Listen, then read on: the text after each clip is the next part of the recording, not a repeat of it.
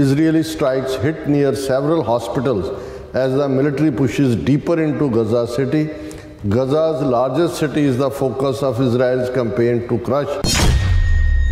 एक फलस्तीनी कांग्रेस वूमन हैगी है, उन्हें पिछले दिनों कोई ट्वीट किया उहदे ते बेस्ड ईवन US कांग्रेस के विच भी उस दे बोलण ते पाबंदी लाई गई, सेंसर किया गया। और कला यही नहीं, रिपब्लिकन्स ने तो एन ब्लॉक वोट किया ही किया, 22 डेमोक्रेटा ने भी उहदे बोलण ते पाबंदी लाण दा। उन्हें कहा मैं फलस्तीनी और रो रही सी।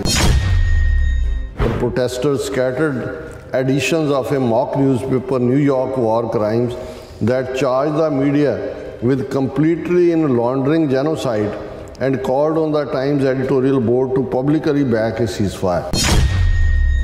मुस्लिम वर्ल्ड इस्लामिक मुल्क तुहानू खंघदे नज़र नहीं आते, मीटिंगां करी जाते हैं, इधर उधर महीना हो गया उन्होंने मार मार के जड़ा वो की हाल करते बीबियां बच्चों का।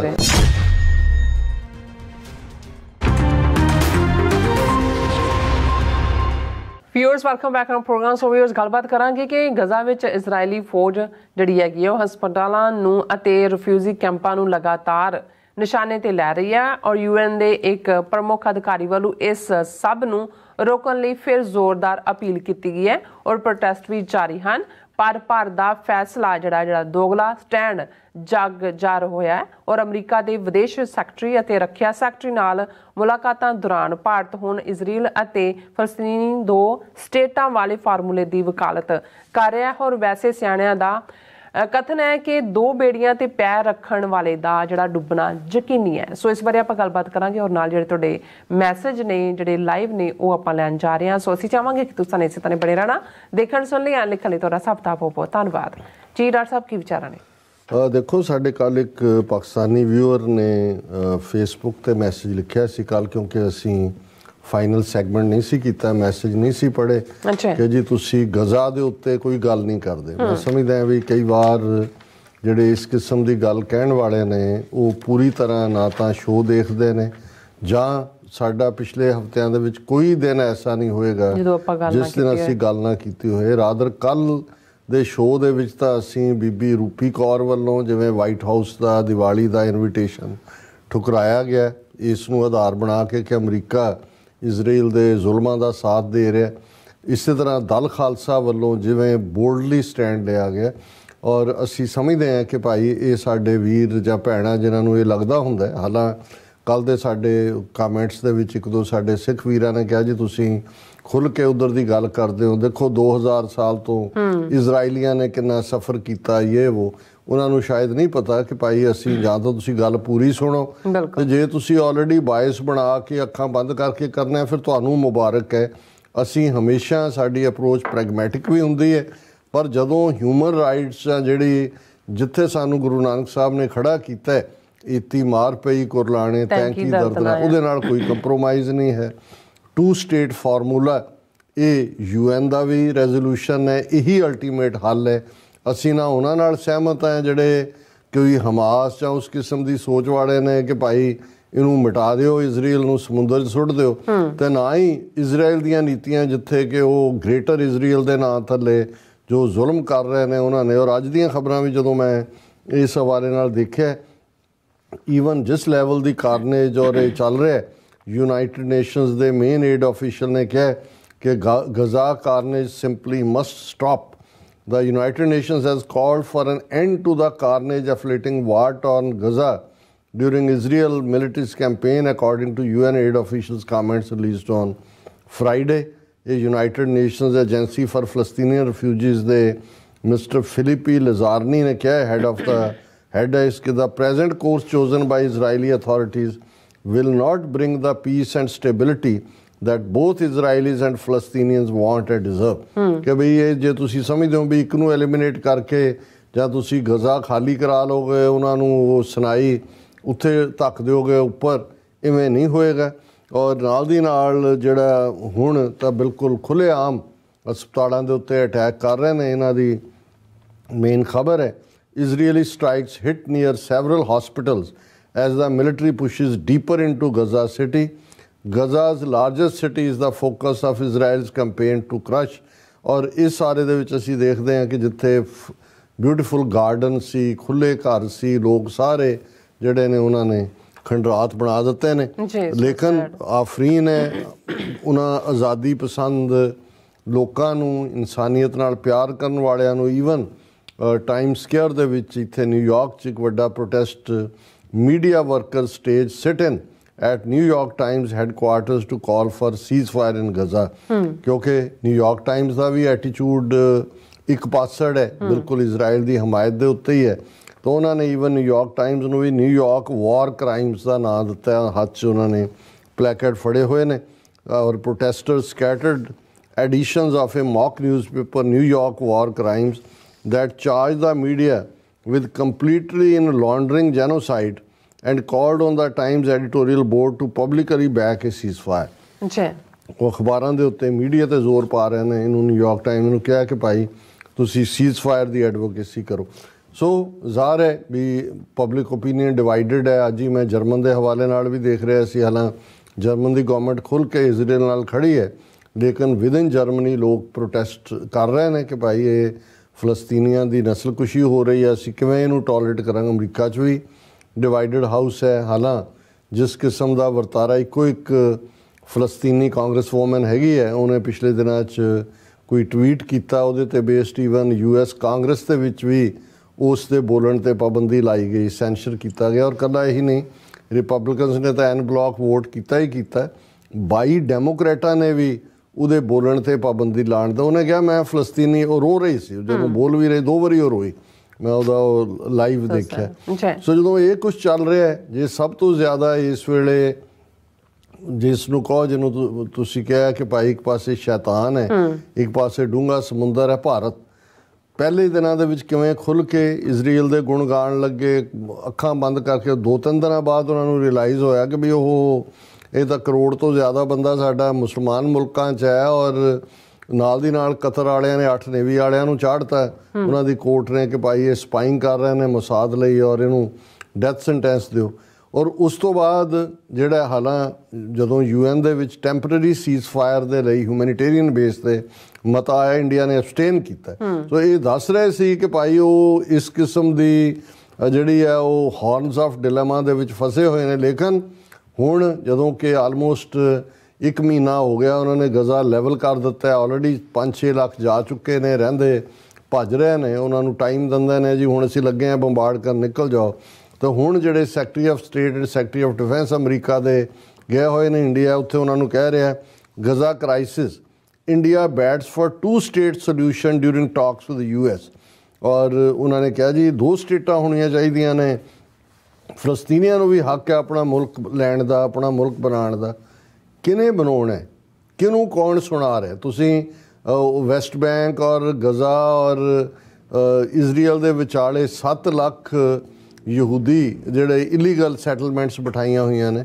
ਸੋ ਅਸੀਂ ਇਹ ਸਮਝਦੇ ਹਾਂ ਵੀ ਇਸ ਵੇਲੇ ਇਤਿਹਾਸ ਦੁਹਰਾਇਆ ਜਾ ਰਿਹਾ। ਜੋ ਨਾਜ਼ੀਆਂ ਦੇ ਜ਼ੁਲਮਾਂ ਦੇ ਵੇਲੇ ਇੱਕ ਤਬਕਾ ਐਪਰੀਸ਼ੀਏਟ ਕਰ ਰਿਹਾ ਸੀ ਉਹਨਾਂ ਨੂੰ ਕਿ ਜੀ ਇਹ ਯਹੂਦੀਆਂ ਦਾ ਸਫਾਇਆ ਹੋ ਰਿਹਾ ਯੂਰਪ 'ਚੋਂ, ਇਹ ਤਾਂ ਬਾਣੀਏ, ਇਹ ਤਾਂ ਲੁੱਟਣ ਵਾਲੇ, ਬਲੱਡ ਸਕਰ ਇਹਨਾਂ ਨੂੰ ਕਿਹਾ ਜਾਂਦਾ ਸੀ। ਈਵਨ ਉਹਨਾਂ ਦੇ ਜਿਹੜੇ ਪ੍ਰੋਮੀਨੈਂਟ ਸ਼ੇਕਸਪੀਅਰ ਵਰਗੇ ਰਾਈਟਰ ਜਾਂ ਦੂਜੇ, ਉਹ ਨੇ ਦਾ ਮਰਚੈਂਟ ਆਫ ਵੀਨਸ ਇੱਕ ਉਹਦਾ ਕਹਾਣੀ ਸੀ ਕਿ ਜਿਹਦੇ 'ਚ ਪਾਊਂਡ ਆਫ ਫਲੈਸ਼ ਇਹ ਦੱਸਣ ਲਈ ਵੀ ਇਹ ਕਿੰਨੇ ਬਲੱਡ ਸਕਰ ਨੇ।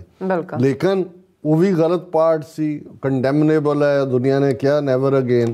ਪਰ ਅੱਜ ਸਾਡੀਆਂ ਅੱਖਾਂ ਸਾਹਮਣੇ ਉਹੀ ਜਿਹੜੇ ਸਫਰਰ ਸੀ ਉਹੀ ਕਰ ਰਹੇ ਨੇ। ਦੁਨੀਆ ਦਾ ਇੱਕ ਵੱਡਾ ਹਿੱਸਾ ਚੁੱਪ ਬੈਠਾ, ਇੱਕ ਚੀਅਰ ਕਰ ਰਿਹਾ। ਔਰ ਉਹਨਾਂ ਨੂੰ ਉਹ ਜਿਹੜੀ ਆਫਰੀਨ ਹੈ ਉਹਨਾਂ ਦੇ ਉੱਤੇ, ਜਿਹੜੇ ਅਮਰੀਕਾ, ਯੂਰਪ, ਦੂਸਰਿਆਂ 'ਚ ਹੁੰਦੇ ਆ ਵੀ ਨਾਨ ਮੁਸਲਿਮ ਵਰਲਡ, ਇਸਲਾਮਿਕ ਮੁਲਕ ਤੁਹਾਨੂੰ ਖੰਘਦੇ ਨਜ਼ਰ ਨਹੀਂ ਆਉਂਦੇ, ਮੀਟਿੰਗਾਂ ਕਰੀ ਜਾਂਦੇ ਨੇ ਇੱਧਰ ਉੱਧਰ। ਮਹੀਨਾ ਹੋ ਗਿਆ ਉਹਨਾਂ ਨੇ ਮਾਰ ਕੇ ਜਿਹੜਾ ਉਹ ਕੀ ਹਾਲ ਕਰਤਾ ਬੀਬੀਆਂ ਬੱਚਿਆਂ ਦਾ। ਸੋ ਅਸੀਂ ਜਿਹੜਾ ਉਹ ਹਮਦਰਦੀ ਕਰ ਸਕਦੇ ਹਾਂ, ਅਰਦਾਸ ਕਰ ਸਕਦੇ ਹਾਂ।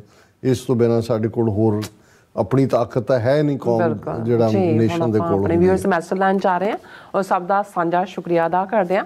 ਔਰ ਬਲਜੀਤ ਵੜੈਚ ਜੀ ਦਾ ਪਹਿਲਾ ਮੈਸੇਜ ਹੈ, ਉਹਨਾਂ ਨੇ ਫਤਿਹ ਬੁਲਾਈ ਹੈ। ਔਰ ਖਾਲਸਾ ਦੇਸ਼ ਪੰਜਾਬ ਜੀ ਕਹਿੰਦੇ ਨੇ ਵਾਹਿਗੁਰੂ ਜੀ ਕਾ ਖਾਲਸਾ ਵਾਹਿਗੁਰੂ ਜੀ ਕੀ ਫਤਿਹ। ਔਰ ਕਿਰਪਾ ਕਰਨਾ ਦੇਸ਼ ਪੰਜਾਬ ਤੇ ਸਿੱਖ ਕੌਮ ਦੇ ਉੱਤੇ, ਵਾਹਿਗੁਰੂ ਜੀ ਕਾ ਖਾਲਸਾ ਵਾਹਿਗੁਰੂ ਜੀ ਕੀ ਫਤਿਹ। ਇੰਦਰਜੀਤ ਸਿੰਘ ਸੰਧੂ ਖਾਲਸਾ ਜ਼ਿੰਦਾਬਾਦ ਕਹਿੰਦੇ ਨੇ।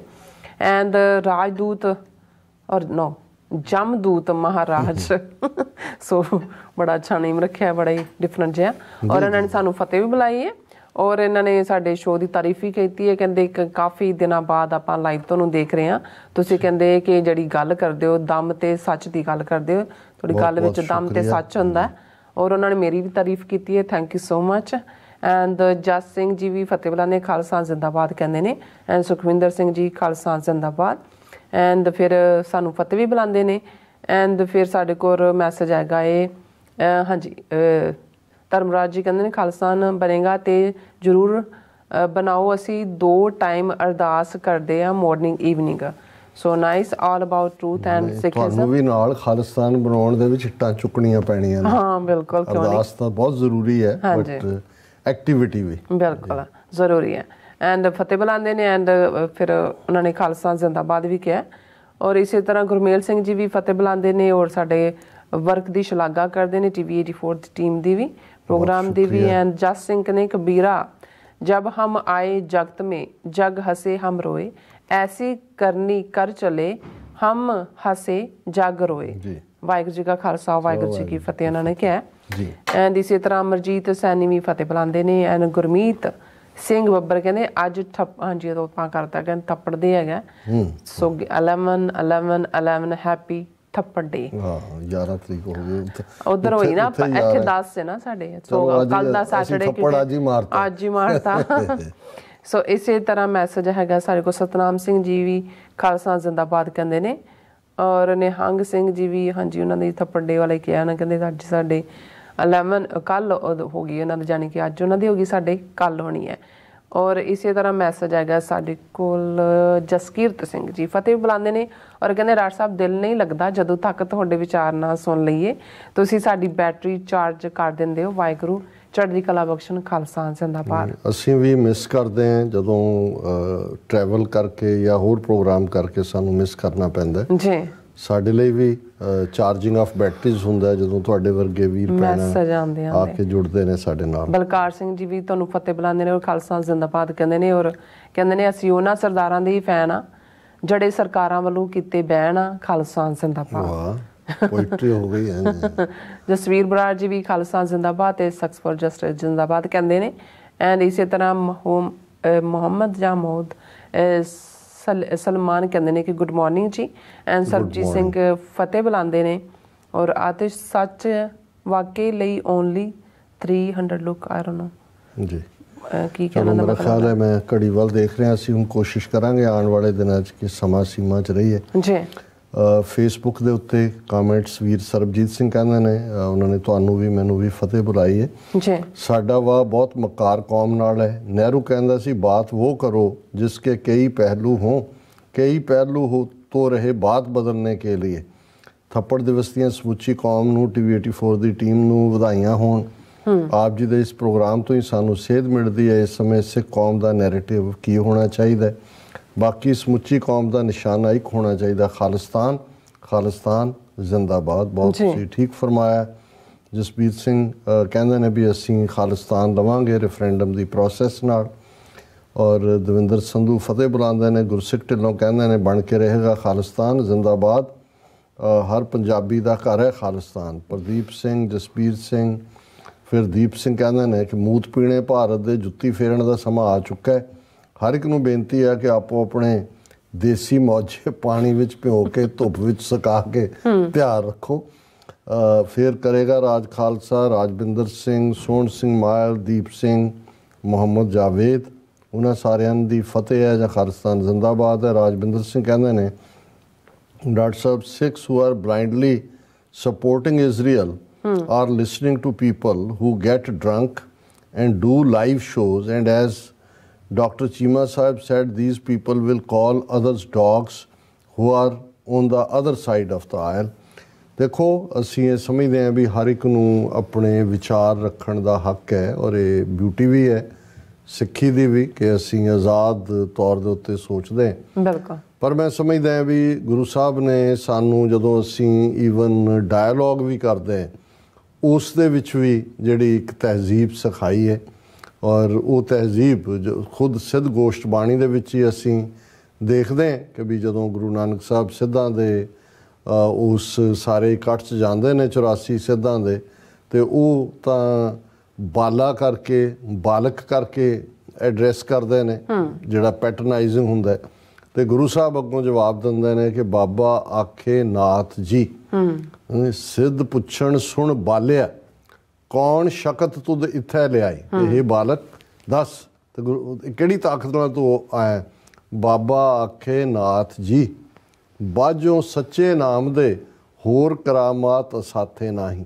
ਕਿ ਅਸੀਂ ਸਿਰਫ ਤੇ ਸਿਰਫ ਉਸ ਰੱਬ ਦਾ ਨਾਂ ਸਾਡੇ ਕੋਲ ਹੈ ਸੋ ਅਸੀਂ ਸਮਝਦੇ ਹਾਂ ਵੀ ਇਹਦੇ 'ਚ ਕੋਈ ਸ਼ੱਕ ਨਹੀਂ ਹੈ ਕਿ ਹਰ ਇੱਕ ਦਾ ਆਪਣਾ ਅੱਡਰਾ ਵਿਊ ਪੁਆਇੰਟ ਹੋ ਸਕਦਾ ਪਰ ਅਸੀਂ ਗੁਰਬਾਣੀ ਸਿੱਖ ਇਤਿਹਾਸ ਪਰੰਪਰਾ ਸਿੱਖੀ ਵੈਲਿਊਜ਼ ਉਹਨਾਂ ਨੂੰ ਇਗਨੋਰ ਕਰਕੇ ਸਿਰਫ ਇੱਕ ਵਕਤੀ ਫਾਇਦੇ ਦੇ ਲਈ ਉਹ ਵੀ ਕੋਈ ਫਾਇਦਾ ਨਹੀਂ ਹੈ ਕੋਈ ਗੱਲ ਕਰਾਂਗੇ ਤਾਂ ਫਿਰ ਉਸ ਦਾ ਨਤੀਜਾ ਅੰਜਾਮ ਜਿਹੜਾ ਉਹ ਉਵੇਂ ਦਾ ਹੀ ਹੋਏਗਾ ਸੋ ਇਸ ਲਈ ਅਸੀਂ ਕੋਸ਼ਿਸ਼ ਕਰਦੇ ਹਾਂ ਕਿ ਹਰ ਇੱਕ ਦੇ ਵਿਊਜ਼ ਨੂੰ ਅਸੀਂ ਇਨਕੋਰਪੋਰੇਟ ਕਰਦੇ ਹਾਂ ਔਰ ਜੇ ਕਿਸੇ ਦੇ ਡਿਫਰੈਂਟ ਵਿਊ ਨੇ ਅਸੀਂ ਉਸ ਦਾ ਵੀ ਸਤਿਕਾਰ ਕਰਦੇ ਹਾਂ ਪਰ ਮੈਨੂੰ ਇਹ ਲੱਗਦਾ ਵੀ ਇਸ ਇਸ਼ੂ ਦੇ ਉੱਤੇ ਦੋ ਇਸ਼ੂ ਬੜੇ ਕਲੀਅਰ ਨੇ ਇੱਕ ਹਿਊਮੈਨਿਟੇਰੀਅਨ ਹੈ ਉਸ ਦੇ ਉੱਤੇ ਸਾਡਾ ਫਰਜ਼ ਬਣਦਾ ਹੈ ਕਿ ਭਾਈ ਅਸੀਂ ਜੋ ਕ੍ਰਾਈਸਿਸ ਬੀਬੀਆਂ ਬੱਚੇ ਦੂਜੇ ਮਾਰੇ ਜਾ ਰਹੇ ਨੇ ਉਹਦੇ 'ਚ ਅਸੀਂ ਉਹਨਾਂ ਆਵਾਜ਼ਾਂ ਦੇ ਨਾਲ ਹੈ ਜਿਹੜੇ ਇਸ ਸਾਰੇ ਦੇ ਖਿਲਾਫ ਨੇ ਜੋ ਚੱਲ ਰਿਹਾ ਲੇਕਿਨ ਜਦੋਂ ਪੋਲੀਟੀਕਲ ਸੋਲੂਸ਼ਨ ਦੀ ਗੱਲ ਹੈ ਅਸੀਂ ਸਮਝਦੇ ਹਾਂ ਵੀ ਇਜ਼ਰਾਈਲ ਨੂੰ ਵੀ ਬਰਾਬਰ ਐਗਜ਼ਿਸਟ ਕਰਨ ਦਾ ਹੱਕ ਹੈ ਔਰ ਫਲਸਤੀਨ ਜਿਨ੍ਹਾਂ ਨੂੰ ਬੇਘਰੇ ਕੀਤਾ ਗਿਆ ਉਹਨਾਂ ਦੇ ਆਪਣੇ ਮੁਲਕ 'ਚੋਂ ਉਹਨਾਂ ਦਾ ਘੱਟੋ ਘੱਟ ਇਹ ਹੱਕ ਤਾਂ ਬਣਦਾ ਹੈ ਜੋ ਆਸਲੋ ਅਕਾਰਡ 1993 ਦੇ ਵਿੱਚ ਸੀ ਕਿ ਵੀ ਜਿਹਦੇ ਥੱਲੇ ਜਿਹੜਾ ਵੈਸਟ ਬੈਂਕ ਗਾਜ਼ਾ ਔਰ ਇਹਨੂੰ ਮਿਲਾ ਕੇ ਈਸਟਰਨ ਜੈਰੂਸ਼ਲਮ ਕੈਪੀਟਲ ਇੱਕ ਵਾਇਬਲ ਫਲਸਤੀਨੀ ਸਟੇਟ ਕਾਇਮ ਕੀਤੀ ਜੀ ਡਾਕਟਰ ਸਾਹਿਬ ਤੁਹਾਡਾ ਬਹੁਤ ਬਹੁਤ ਸ਼ੁਕਰੀਆ ਜੀ ਸੋ ਇਸ ਤਰ੍ਹਾਂ ਆਪਣੇ ਵਿਊਅਰਸ ਕੋਲ ਨੇ ਇਜਾਜ਼ਤ ਵਿਊਅਰਸ ਸਾਡੇ ਪ੍ਰੋਗਰਾਮ ਦਾ ਸਮਾਂ ਇੱਥੇ ਮੁੱਕਦਾ ਤੁਸੀਂ ਆਪਣੀ ਰਾਏ ਤੇ ਸੁਝਾਅ ਸਾਨੂੰ ਭੇਜਣਾ ਭੁੱਲਣਾ ਸਾਡੇ ਇਸ ਪਤੇ ਤੇ sos@tv84.tv ਤੇ ਅਸੀਂ ਆਪਣਾ ਪ੍ਰੋਗਰਾਮ ਲੈ ਕੇ ਫਿਰ ਦੁਬਾਰਾ ਤੁਹਾਡੇ ਸਾਹਮਣੇ ਹੋਵਾਂਗੇ ਤਦ ਤੱਕ ਲਈ ਮੈਨੂੰ ਤੇ ਆਪਣਾ ਸੁਣਾ ਗਿਆ ਦੋ ਦੇਖਦੇ ਰਹੋ TV84 ਬੁਲਾ ਦਿਓ ਫਤਿਹ ਵਾਹਿਗੁਰੂ ਜੀ ਕਾ ਖਾਲਸਾ ਵਾਹਿਗੁਰੂ ਜੀ ਕੀ ਫਤਿਹ ਰੱਬ ਰਾਖਾ